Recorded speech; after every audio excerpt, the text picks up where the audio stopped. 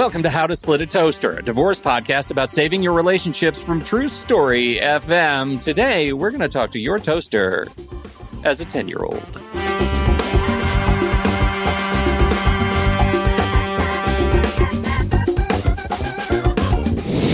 Welcome to the show, everybody. I'm Seth Nelson. As always, I'm here with my good friend, Pete Wright. According to our guest today, divorce is a monster under the kid's bed. In her ongoing film project, Ellen Bruno is putting kids' voices first, hearing how a group of young people view divorce over the long arch of their young lives. The 2013 film, Split, introduces us to 12 kids adapting to divorce in their families. This year, we catch up with those same kids 10 years later in Split Up, the Teen Years, as they reflect on how their lives have been marked by divorce. Ellen Bruno, welcome to the Toaster. Ellen, my goodness.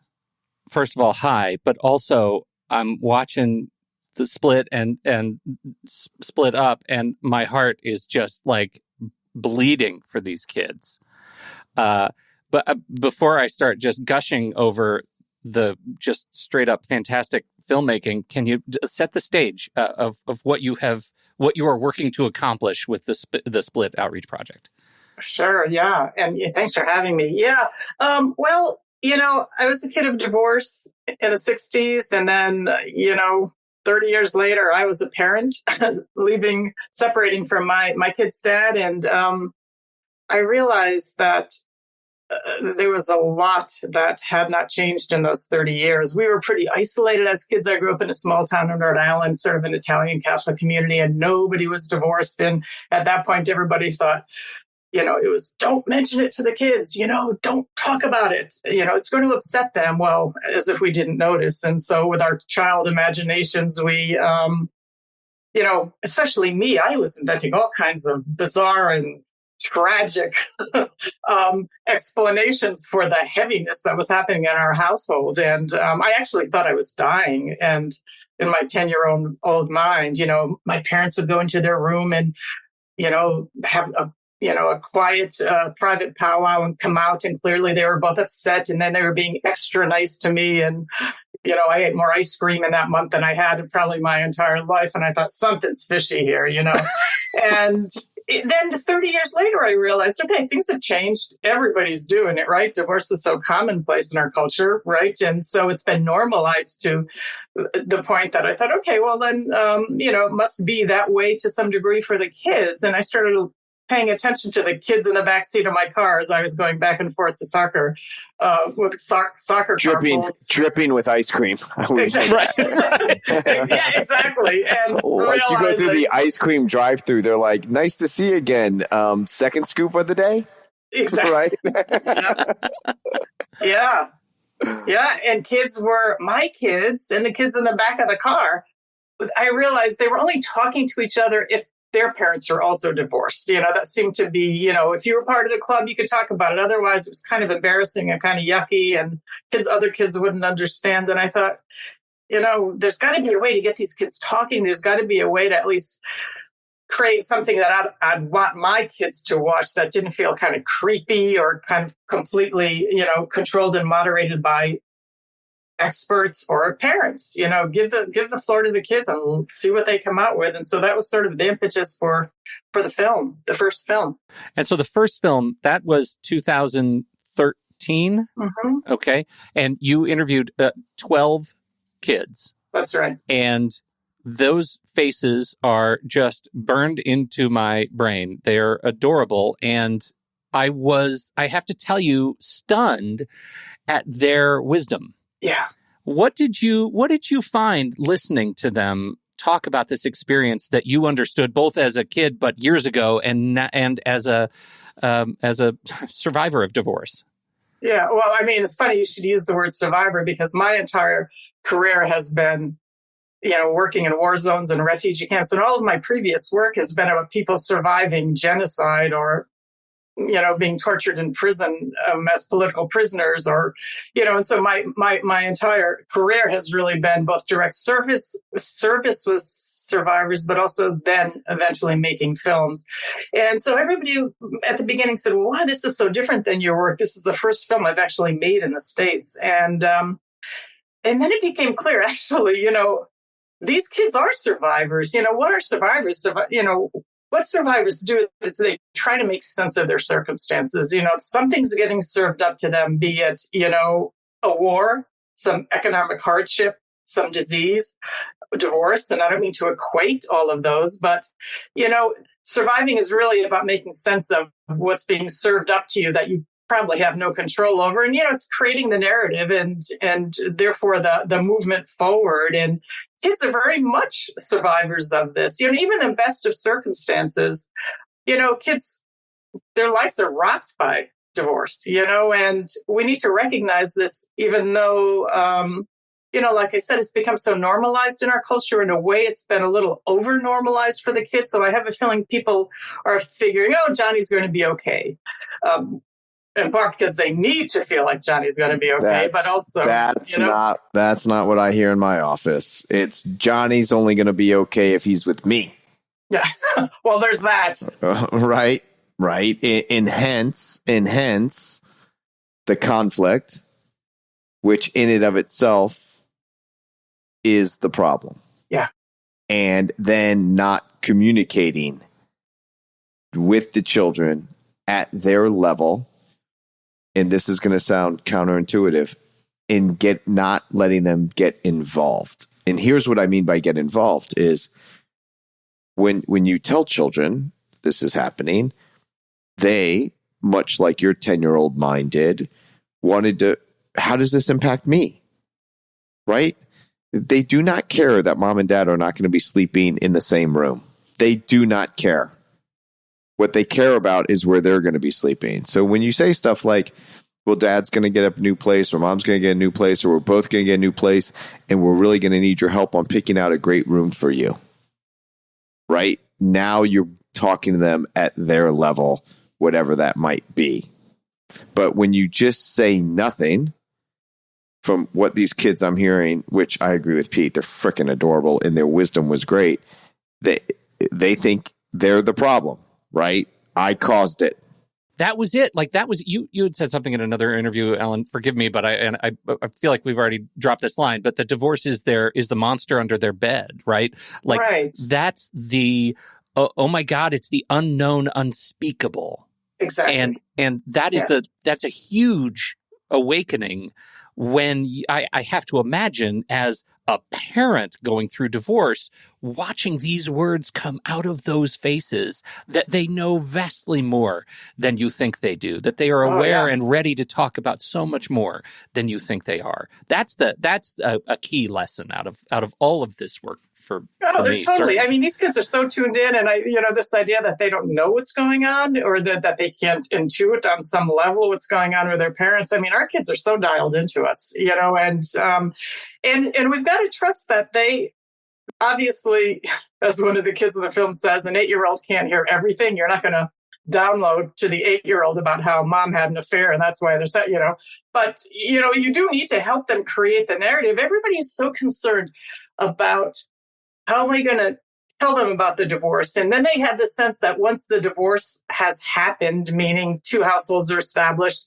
everything is then fine. Okay, now we can move forward. Well, in fact, that's kind of the beginning for most of these kids, like you were saying, Seth. I mean, it's like these kids, the divorce happens, but it's what happens from that point forward that's going to, really dictate how comfortable these kids are in two homes, how comfortable they feel having good relationships with both parents, and how comfortable they feel in their homes. Even if it's the corner of a living room where they have a cot and one stuffy, if there's a sense of home and the kids are sort of taken in by both parents with a sense of let's create a new place for you here. Let's go discover what the grocery store is like down the street. Kind of involve the kids in the exploration of a new place, of the creating of a new space. And that's all on their level. And when you do that, you can take it a step further and have what I call just check-ins. Like every now and then, I'm just going to check in with you, and this is going to be the check-in. It might be we're in the car, it might be at dinner, it's not going to be around your friends, but hey, how you doing? Do you miss mom? Do you miss dad? Do you have any questions? Just check in on your mental health. And sometimes you're going to be like, yeah, no, I'm good. right? Or you're going to get, well, I really miss dad, or I really miss, but you're giving them the opportunity to say it's okay to miss the other parent or to do X, Y, and Z. And Pete, we've talked about this before, and I'm very fortunate. My kid was very intuitive, and he was very little, and he was going to bed, and he calls his mom. And then I chat with him after he talks to his mom. We read bedtime stories. I mean, he was like 3.5, 4 years old. And he was upset. And I said, "What's wrong, bud?" He goes, "Well, I'm just sad." I'm like, "What are you sad about?" And he goes, "Well, I just miss mom when I'm with you." And I said, and this was like terrifying to ask, "Well, how do you feel when you're at mom's?" Because he could be like, "I'm great." I'm like, I don't need to know, kiddo. I don't need to hear that. Yeah. But he goes, when I'm with mom, I really miss you. And I just got lucky as a parent and said, well, you have a choice on whether you're happy or not and how you feel. Part of that is what you can control when you're dealing with a situation. I said, so you can miss mom when you're with me and be sad, and you can miss me when you're with mom and be sad, and then you'll be sad all the time. I said, or you can be happy with mom when you're with mom, and you can be happy when you're with me. You're still allowed to miss the other parent. That's okay. But generally you can be happy. So you want to be sad all the time or happy all the time? And he just goes, I want to be happy all the time. I said, well, there you have it. I called his mom that night, and she was a little bit like, hello, like, everything okay? I just thought you were putting him to bed. I said, look, everything's fine. He's sleeping. I just want to call you and tell you about this conversation I had. And she said, oh my God, I am so glad you called. I said, why? She goes, because he always tells me how he misses you, and it breaks my heart, right? Because I want him to be happy with me, but I also want him to be happy, right? So she was dealing with the same thing. And I said, I just let you know, I don't know if I said it was right. It seemed to have worked. Let's keep an eye on this.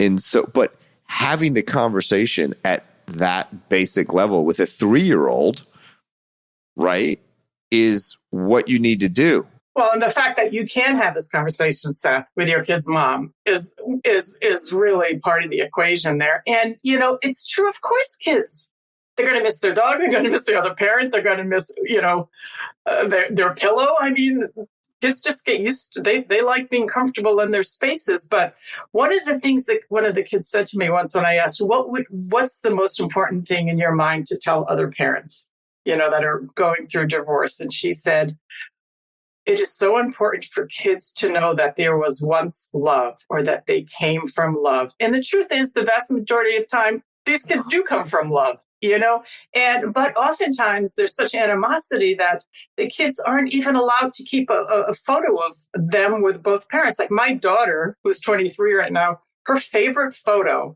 is a picture of me and her dad holding her when she was about 2. It's not a great photo. Nobody looks particularly good. But to her, that is her touchstone saying, there was love. I came from love and to honor that on a certain level. And that's really hard for parents, obviously, when they're going through all of the chaos and hurt and anger and everything else and disappointment of separation. But it's so critical to the kids because that's how they can help to maintain a sense of whole, despite the fact that they're living in two households. It really is this sense of whole that they kind of cherish, and this connection with both. I feel like we dove into the story telling only half of it, because the movie Split, the initial film, is just a part of it. You come back to these same 12 kids 10 years later, and you give us Split Up. This is my favorite part. Right. This is fantastic. So you're pulling kind of a Richard Linklater Boyhood thing here, or a 7-Up, right? Like, it's a fantastic like journey through time. Like, you look at yourself in the mirror every day, and you don't really notice much difference. But my goodness, when you come back and look at pictures from 10 years ago, you're a different person. These kids are different people. Tell us a little bit about what you learned coming back to these kids. Well, I mean, much like the first time, these conversations were very organic conversations. I didn't go in with my agenda and let's talk about this, and this. I just kind of said, look, kids, talk about what's important to you. And these really strong themes emerged even when they were younger, 6 to 12 years old. Certain things that, it just seemed to be, I'm not saying every kid experiences the same things, but for example, one of them is this my fault? That's something that's hard for a lot of parents to understand, how kids come up with that idea that this is somehow my fault. But especially after the divorce, when you realize, oh my God, well, their parents are always arguing about time and about money and about, the logistics of going back and forth, all of these very kid-related things. How could a kid not think that they were the center of the problem, right? Well, we went back 10 years later, and luckily, all of the kids were really eager to participate. And what became clear was that the well-being of these kids, their sense of stability, emotional stability, and their sense of agency really seemed to be in many ways directly proportional to the amount of conflict between their parents. And again, these themes emerged. One of them was how burdensome often it is for kids to take care of their parents. On an emotional level, if they have a parent or their parents are always getting upset or fighting with each other, they feel like they have to be super good, or they need to be the peacemaker between parents and kind of mediate and get in there and try to smooth things over. Even just on, one girl was saying, my mother created this life that she can't manage on her own. She's got all these dogs and she's got all this stuff she needs to deal with. And so I have to be the other parent, and I really resent that. And so there's this way on so many levels that kids, without parents really realizing it, take up the baton, so to speak, and in so many ways to take care of their parents and also get caught in this sort of framework of what's fair. And it's funny, I did that throughout my adult life with my parents. It's Christmas. I'm going to spend Christmas with my mom, but then I have to get over to dad's, by noon at the latest, because then he'll be sitting around waiting for me. And I have to, and this kind of back and forth, how much time? I don't want my mom to think I love her more because of my dad. And I have to be careful about what I say in front of my dad. I can't really mention my mom because that makes him upset. And, all of this managing. I mean, isn't that what Christmas is all about? It wasn't my family. I mean, Ellen, are we having fun yet? Ellen, I'm a good Jewish boy, so I don't really know these things. But that's what I thought the story of Christmas was all about. Well, you're right. Yeah, well said. Yeah, no kidding, right? Have we had enough dysfunction yet this Christmas? Yeah, this holiday season? Yep. The act of you're saying all these things, and all I can think about is, like, did the parents of these kids watch the first movie? Like, did they learn nothing? What do you hear from the lessons learned by parents? I mean, you're shaking your head no, which makes me so nervous about the answer. Well, the truth of it is, they all saw the first film and they all did the best they could, or they tried to do the best they could. And the fact is, I guess on some level, we're all trying to do the best we can, but there's this thing that happens. I mean, our entire system, our entire legal system, our entire social system, here it comes. Our culture. Let's bash the lawyers. I'm not bashing the lawyers. Hold on, Ellen. I'm buckling up here. Click. Go ahead. Let's just say we don't do divorce well in our culture. We're doing an awful lot of it. But I mean, for God's sakes, when I was getting divorced, people couldn't wait to tell me what a jerk my kid's father was. Now, it feels good at first, right? Because you're like, okay, wow, I guess I'm right. And because the other D in divorce is dopamine, right? Like, it just feels good sometimes.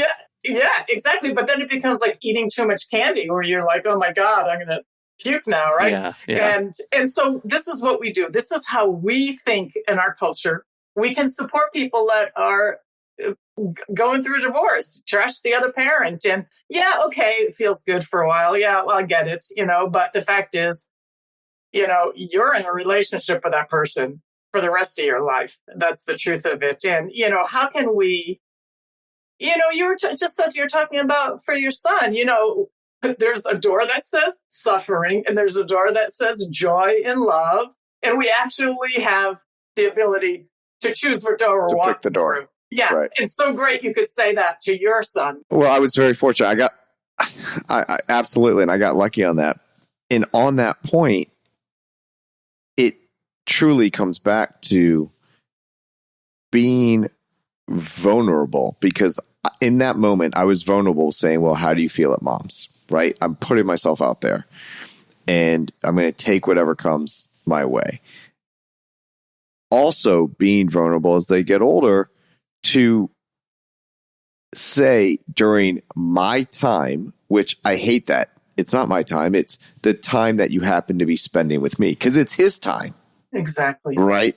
But when something good happened, when he was with me on the weekends that he was scheduled and was spending time with me, the first thing I would say is, do you want to call mom and tell her?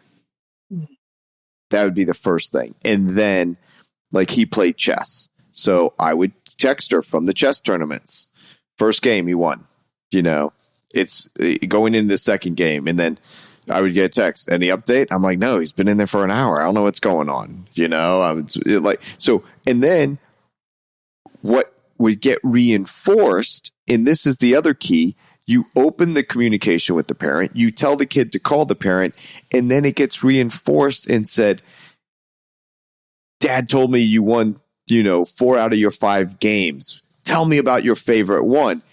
Now the kid knows we're communicating, that it was positive. It was like, gets the reinforcement. And those little things, I think, have had a huge positive impact in my child's life that is no skin off your back. It's easy, right? Exactly. But yet what you're saying is true, is it doesn't mean that you have to be vulnerable. You do need to, the truth is everybody's feeling hurt. Everybody's angry. Everybody feels ripped off or betrayed or whatever disappointed the circumstances are. And, who wants to be soaking in the toxicity of all of those feelings? We're doing ourselves a favor if we can sort of step up and just let that stuff go, which means being vulnerable, right? And it's so great. Somebody needs to make the first step. Somebody needs to extend the first olive branch, understanding that this isn't just about the kids. This is about the adults and the parents too. It's much better. It's a much better life to live outside of the toxicity of anger and resentment. Yeah, okay, shit happens, right? But let's all move forward with life. And the other thing is, I hear what our listeners are saying, Pete, to their minds, like, yeah, but my ex is different. They'll never change. I assure you, I'm not disagreeing with you. Your ex might not reciprocate. Your ex might still be the toxic one. But and your kids will figure it out. Hence, go forward 10 years, they're going to figure it out that they know that you're the one that made the effort. Right. This actually leads to something that I'm mulling over hearing you two talk is when you think about, we talk a lot about self-care and we take care of ourselves in the divorce process. You have the benefit of seeing this range of kids and their growth process, whether their parent has chosen to make, to pick the door of joy or the door of suffering.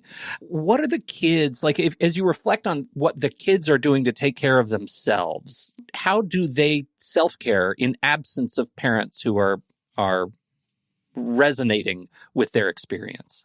Well, I think what's interesting when they're older is that they begin to realize that oftentimes they don't take care of themselves. They haven't been taking care of themselves. And that's kind of one of the sad parts of listening to these teenagers and young adults is they're actually saying, I think 2 or 3 of them in the film said, I'm growing up now, I'm heading to college, and I realize I have to learn how to put myself first. It's like, it's about me. One of the girls actually said, it's like being in a plane and the oxygen mask falls. I have to learn how to take care of myself.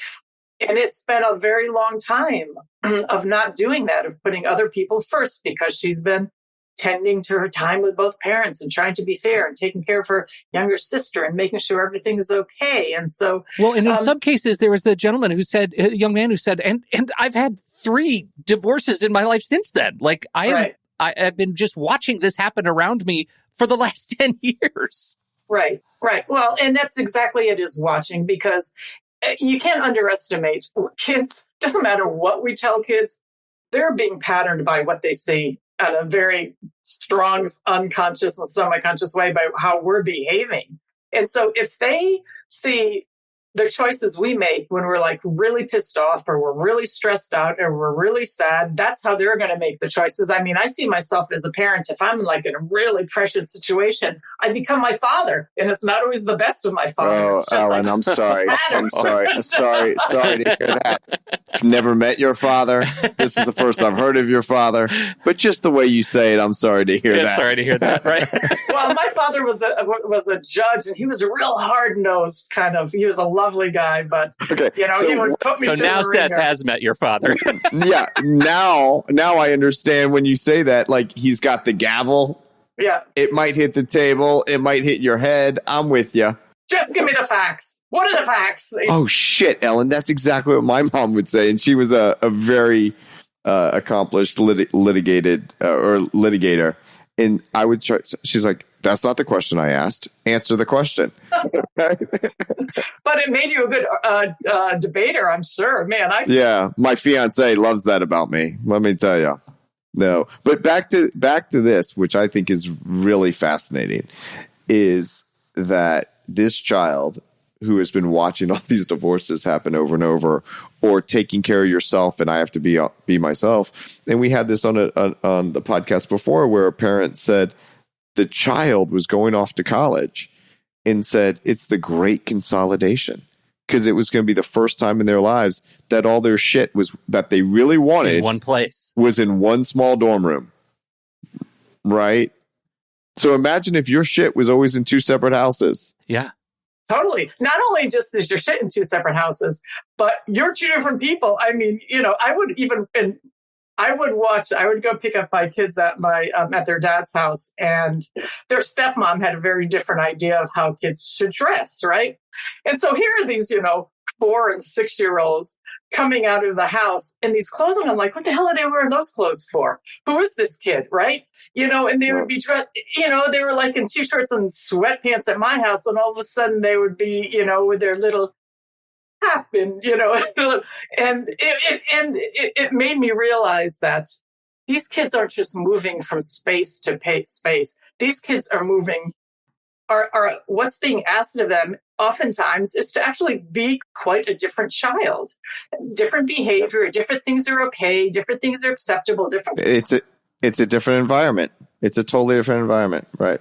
And so to pay attention to that, they need to morph back into who they are at your house. And so what happens is when the and believe me, I've lived it. You're so excited to see the kids after you haven't seen them for a while that it's like, oh, okay, great. So when you get home, we're going to go and we're going to do this and this and this, and we're going to engage, right? Because I miss you so much, and I just want to And the kids are like, oh my god.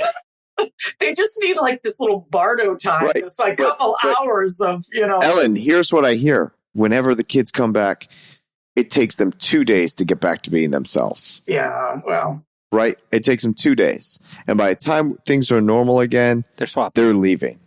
And I'm like, the issue, there's a problem. They point that they want to blame someone. And guess who's, candidate number one? The ex. So what happens is I say, what are you doing when they come home? Right? Like, are you going to give them a little bit of space? Are you going to give them a little bit of slack? Because they're adjusting to new rules, new this, new that, right? So with all that being said, depending on the age of the children, and a lot of high school kids love this, they go week on, week off. Yes. And I'm a big advocate for having that exchange day be on a Friday.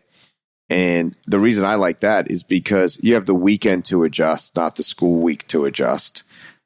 And then they're high school kids. You're not going to see them on the weekend anyway. Exactly. And then when they're home for the school and stuff, it's like, I've lived it, but little kids, it's a little harder, right? A week is a long time to go without seeing a parent. So it's a much, they're going back and forth much more frequently, which makes this transition much more difficult. Right. But parents shouldn't, be upset if the teenager walks in the door and then they walk in the room and close the door for 4 hours. That kid needs to decompress.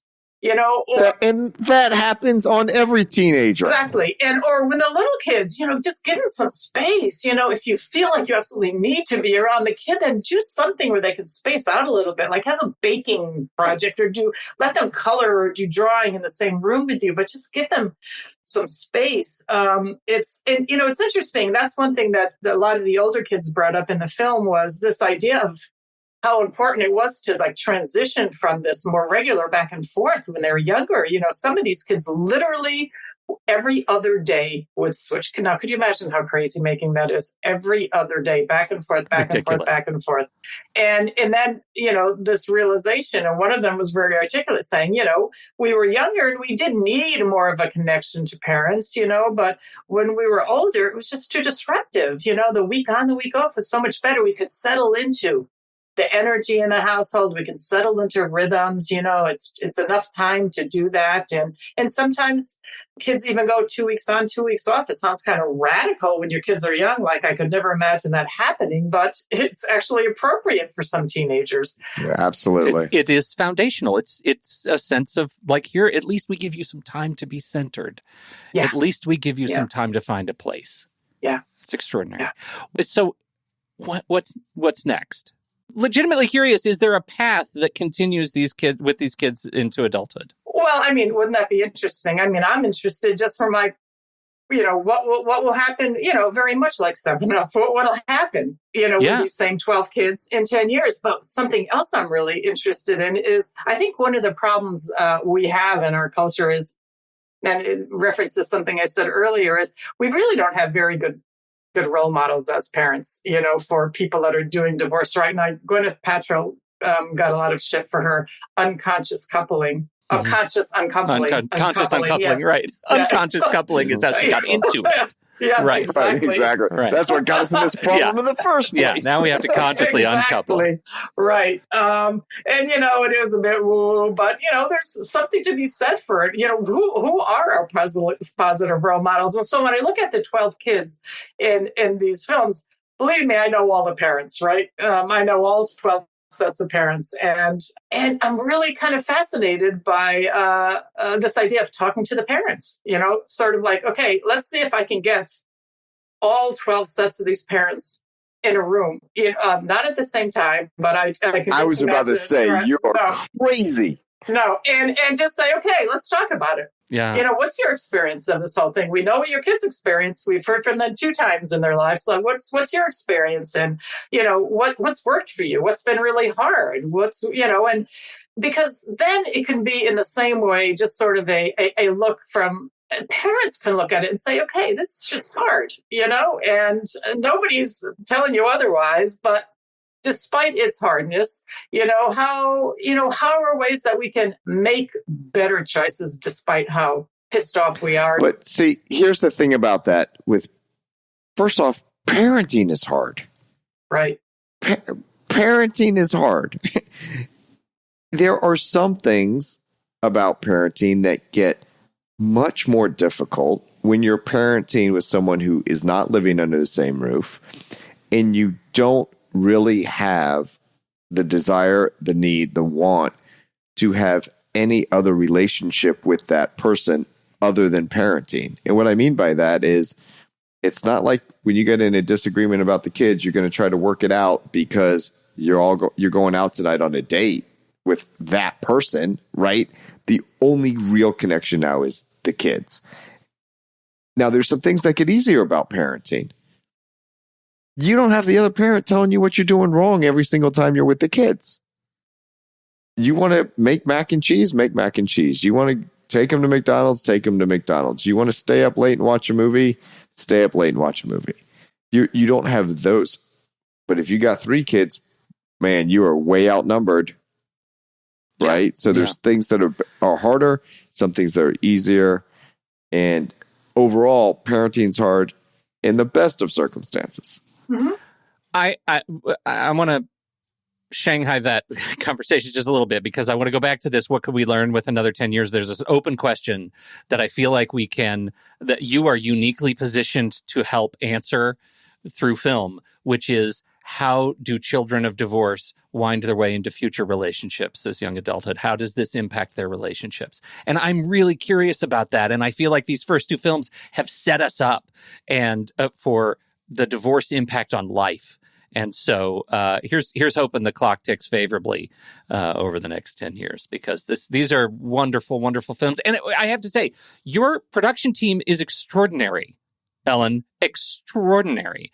The camera work is amazing. Ellen Kuras is one of our very favorites, from Eternal Sunshine to I Shot Andy Warhol. I mean, just incredible filmmaking going on here. You've produced some beautiful, insightful work.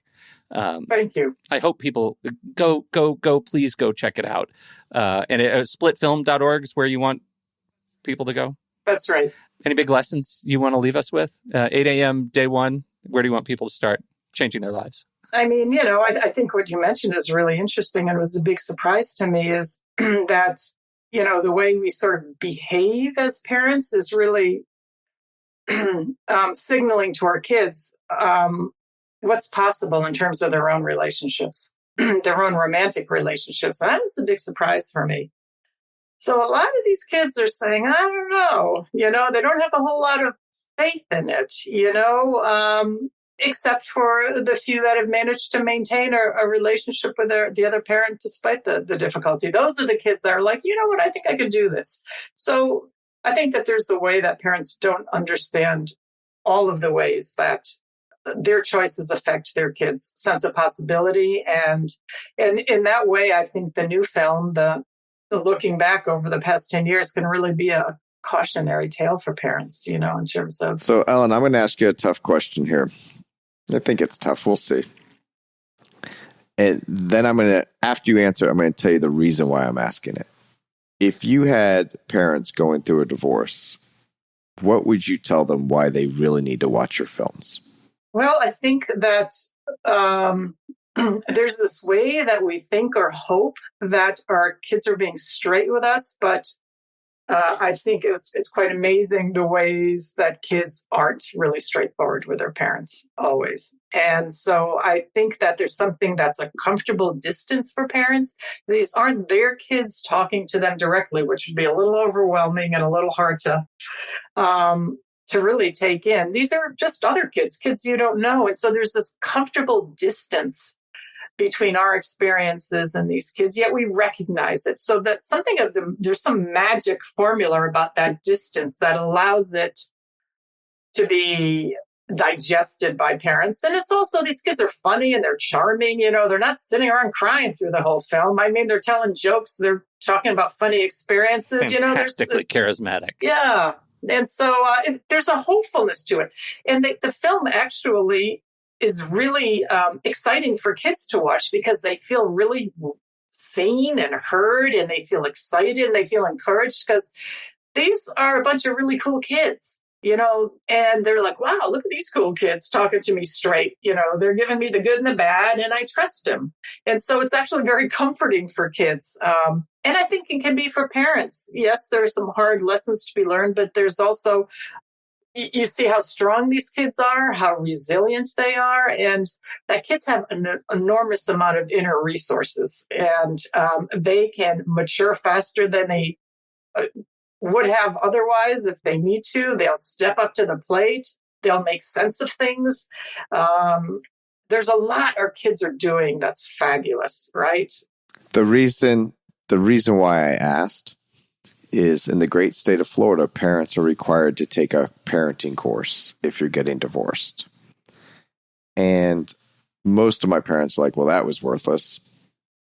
Some people get a little nugget. I think this should be required watching. Required viewing, yeah. 100%. And the reason why I asked the question the way I did is I'm sitting here thinking, I wonder if I can get a judge to order a parent to watch this. Well, you know what? That's what happens in San Francisco and at several courts throughout the country. You can't pass go in San Francisco without watching the first film. It's part of the court orientation, and that's happening in Colorado and in Arizona. So it's beginning to happen. So, hey, I'm going to see what I can do. I'll work with you on that. I would love to work with you on getting that in Florida. Mm-hmm. Yeah, I'm serious. That's why I asked him. That's wonderful. Right. Well, links in the show notes for sure. Ellen, Bruno, you're amazing. Fantastic fandom right here of your work here. So what better podcast than a divorce podcast to be a fan of your work, right? So this is... I know how to have a good time. We sure appreciate you coming by. And definitely go check out the film, everybodysplitfilm.org. Ellen, Bruno, thanks for being here. Thank you.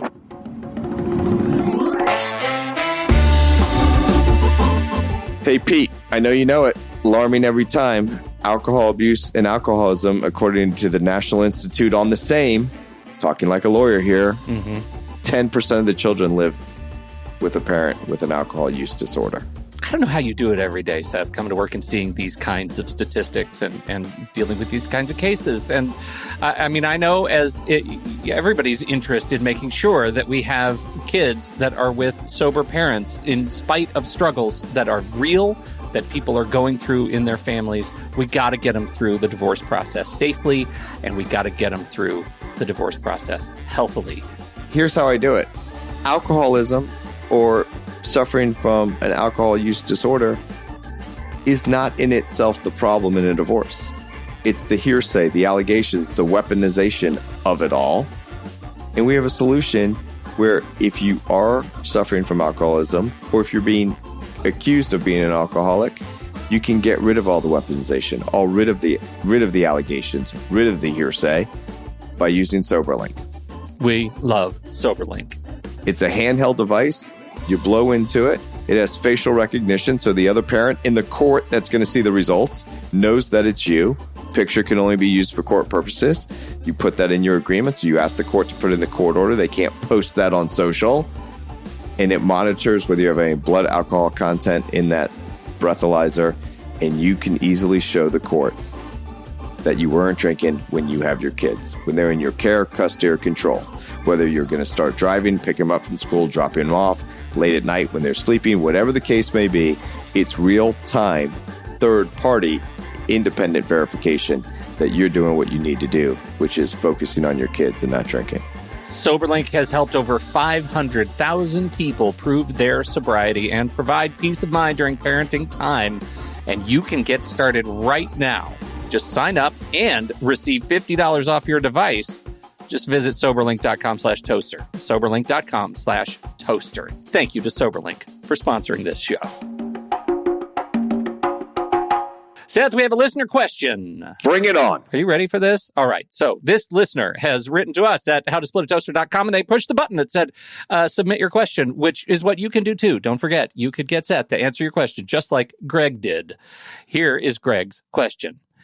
Forgive me if I wander around this question, but I wonder, from an attorney's perspective, how you feel about the memification of divorce trends. I just listened to the Winning Your Divorce episode, and it was good. The guests were fine. But my former spouse and I just closed the books on our divorce, and I think it's fair to say that we both got what we expected, not everything we wanted, but we ended in a way that we both felt was fair enough. We're broken, exhausted, lame. There is absolutely no bone in my body that feels like I won my divorce. And that kind of language, and maybe right now I'm just raw, but it just pisses me off. It's a marketing spin on a horrible process full of shame and loss, and telling me that there's a way to win my divorce just feels mean. Do you think about this as an attorney, Seth? And I don't mean do you think about it relative to the podcast, because I'm sure you do, but as a part of your practice, how do you think about the commodification of marketing messages around divorce and how they impact the people going through it? Thanks. Great show. Thank you, Greg. Seth, big question. Brilliant question. I hate that shit too. There's no winning. Judges will tell you there's no one that's going to win in divorce. And then they say, except financially, Mr. Nelson, how much is your hourly rate? How many hours is it going to take you to try this case? Are you going to try this case if you're not getting paid? There is a lot of things about the divorce industry, and I use that term purposely. It is an industry that I absolutely despise.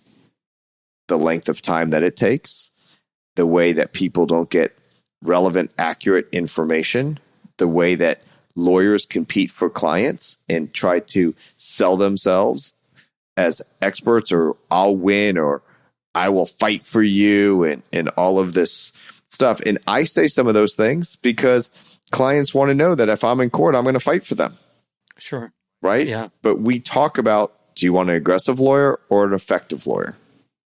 So 100% agreement. I think it's horrible. I think it's terrible. The question is, what can we do to change it? There are, throughout the country, in all the different states, bar rules. And there's rules on advertising. The problem is the bar polices itself, which never is really a great idea. And they're so overwhelmed when they get complaints. So my heart goes out to you, Greg, on this issue. Yeah, because it just feels bad. I think the other, and I mean, this is in no way an effort to apologize for the divorce industrial marketing complex, right? But in so many ways, like this is kind of required practice to get noticed, and not just noticed by people who need it in the divorce process,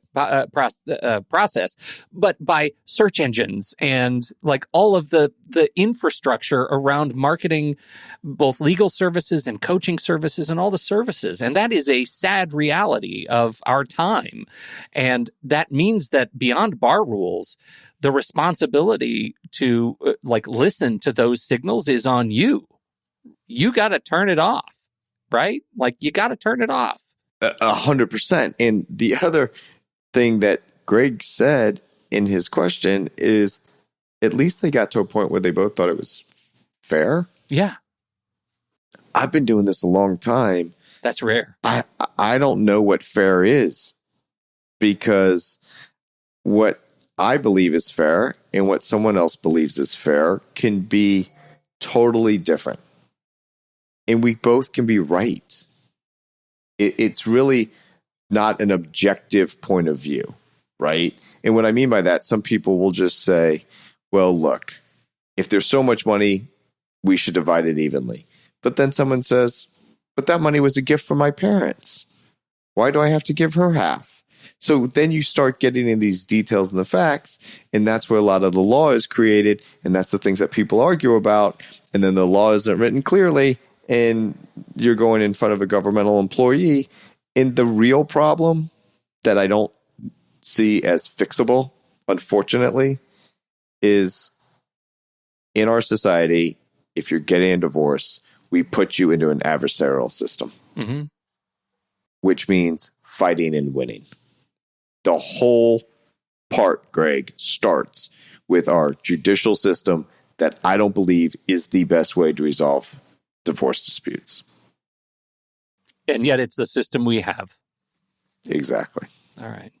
Well, Greg, that was, I hope that wasn't too downer of an answer, but just I agree with him. We agree. Like, you're his absolutely question is, right. do I think about it? I think about it all the time. Yes, absolutely. Right. And really relate to it. So, Greg, thank you for asking the questions, for submitting it in such a thoughtful, not wandering way at all. You're better for doing it. Thank you. And thank you, everybody, for downloading, listening to this show. Don't forget, howtosplitatoaster.com. Press the button. Just press the button, and you will submit your question to Seth for a future episode. Thank you, everybody, for downloading, listening to the show. We appreciate your time and attention. On behalf of myself and Seth Nelson, America's favorite divorce attorney, we'll see you right back here next week on How to Split a Toaster, a divorce podcast about saving your relationships. Seth Nelson is an attorney with NLG Divorce and Family Law with offices in Tampa, Florida. While we may be discussing family law topics, How to Split a Toaster is not intended to, nor is it providing legal advice. Every situation is different. If you have specific questions regarding your situation, please seek your own legal counsel with an attorney licensed to practice law in your jurisdiction. Pete Wright is not an attorney or employee of NLG Divorce and Family Law. Seth Nelson is licensed to practice law in Florida.